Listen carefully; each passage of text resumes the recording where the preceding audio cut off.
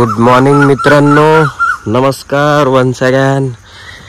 आज पंढरपूरमधून कोल्हापूरसाठी रवाना होतोय आणि एकदम सकाळच्या जवळपास 4:15च्या टायमाला तुम्ही बघू शकता मस्त अशी मॉर्निंग झालेली आहे।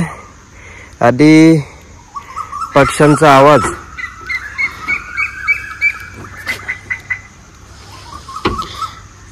बघू शकता, पक्ष्याच्या आवाजाने एकदम चांगली सकाळ झाली। आणि इथून आता लगेच मी गाडीमध्ये सामान वगैरे ठेवतोय, थोडीशी गाडी साफ करतोय, कारण की 2-3 दिवस झाले गाडीत फिरतोय आपण। गाडी अजून साफ करायची बाकी आहे। थोडीशी गाडी साफ केल्यानंतर एक छान प्रकारे पंढरपूर सोडताच एक चाय वगैरे पिऊ आणि चाय पिल्यानंतर दिवसाची एक सुरुवात चांगल्या प्रकारे करूयात, बरोबर आहे का नाही? आणि कोल्हापूरसाठी रवाना होऊ, बरोबर। आणि रस्त्याने जे काही स्पॉट वगैरे दिसतील छान छान मी तुम्हाला दाखवायचा प्रयत्न करेल। आय होप सगळे तुम्ही मजेत पण असताल आणि छान झोपलेले असताल सकाळच्या 4:15च्या टायमाला। तर भेटूयात थोड्याच वेळाने।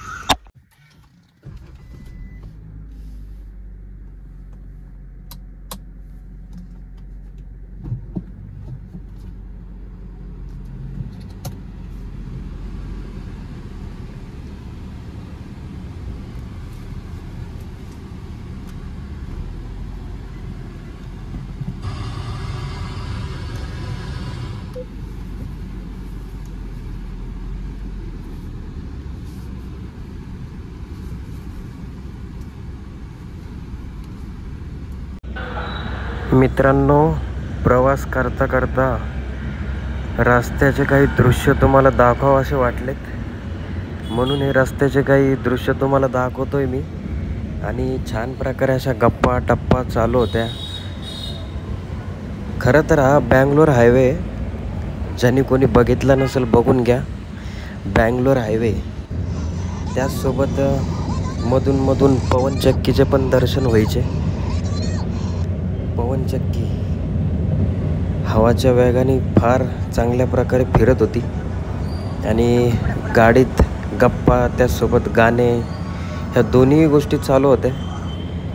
बघता बघता प्रवास रस्ता कटू लागला आम्हाला आणि रस्त्याचा व्ह्यू तुम्ही बघू शकता।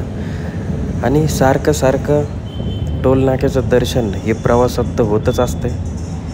हे समोर जो दिसतोय ना ट्रक, टोल नाक्यावर उभा, त्या ट्रकवरची लाईन जाता जाता जरूर बघा, कारण की ट्रकवरच्या लाईन वाचायला मला पहिल्यापासून नाद आहे, बघू शकता तुम्ही।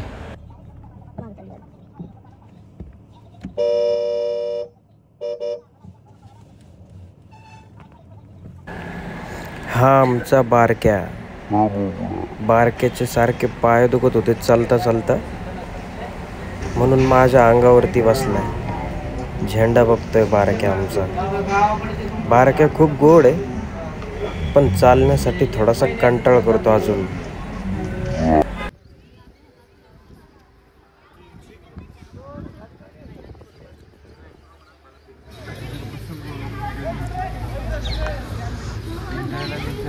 मित्रांनो, कोल्हापूरला जाता जाता मध्ये नरसाची वाडी म्हणून एक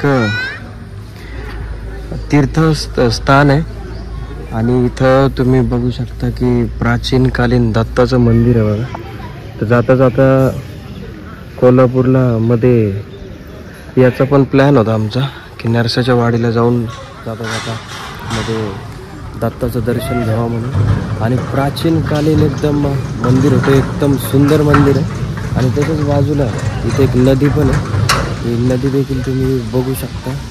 आत्ताची दाखवली मी, वापस दाखवतो। आणि भरपूर असं नदीचं पाणी पण देखील स्वच्छ पाणी, लोक आंघोळ पण करतात तिथं। आणि इकडं साईडला तर थोडेफार पोरं पण पळत होते, पावण्याचा आनंद घेत होते बघा। जहाज वगैरे सगळं एकदम भारी आहे। आधी मी देखील आत्ताच आतमध्ये जाऊन पाय वगैरे तिथे नदीत करून आलोय. त्याचसोबत इथे एक जुना महादेवाचं मंदिर देखील आहे. महादेवाची पण जुनी मूर्ती आहे आणि या साईडला मंदिर आहे.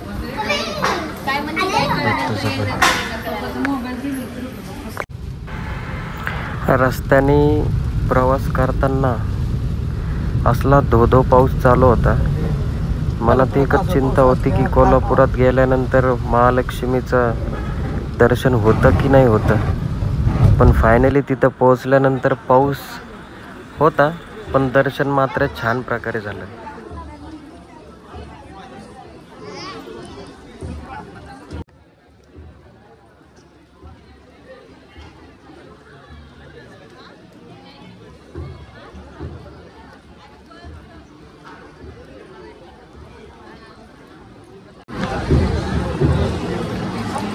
मित्रांनो, बघू शकता तुम्ही हे आपल्या महालक्ष्मी मंदिर जे की कोल्हापूरमध्ये आहे आणि भरपूर पाऊस इथे देखील चालू होता आणि आता नेमकंच थोडंसं भुरभुर पाऊस येतोय म्हणून एक व्हिडिओ शूट करावा म्हणून तुम्हाला तुमच्याशी एक संवाद साधावा म्हणून कॅमेरा ऑन केला आणि ह्या मंदिराचे काही दृश्य तुम्हाला इथे दाखवतोय.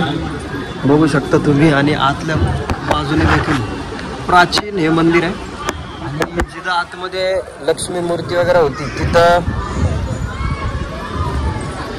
कॅमेरा वगैरे सगळं अलाउ नाही आहे म्हणून मग मी काही तिथं शूट नाही करू शकलो प्रॉपर. तुम्ही बघू शकता इथं पाऊस वगैरे येतोय आणि मस्त असं प्रकारचं हे दर्शन वगैरे आमचं झालेलं आहे.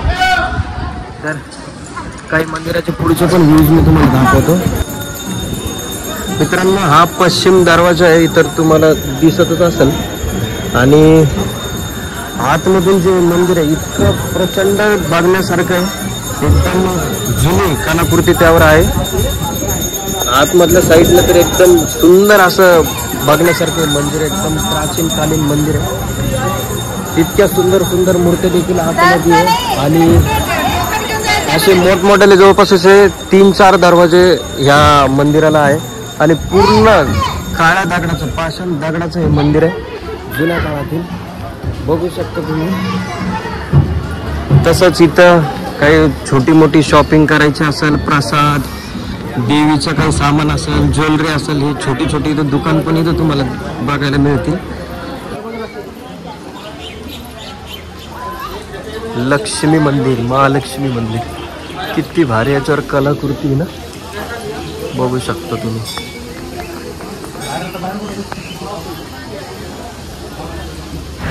मनात एक प्रश्न निर्माण होतो की ज्याने कोणी हे मंदिर बनवलं असेल, आजचे सगळे इंजिनियरांचा दिमाग तिथं फेल आहे. बघू शकता किती बारीक नक्षीदार तिथं काम केलेलं आहे.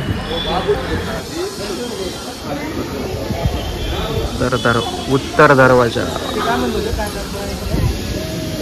पूर्व दरवाजा, हनुमान मंदिर पण आहे.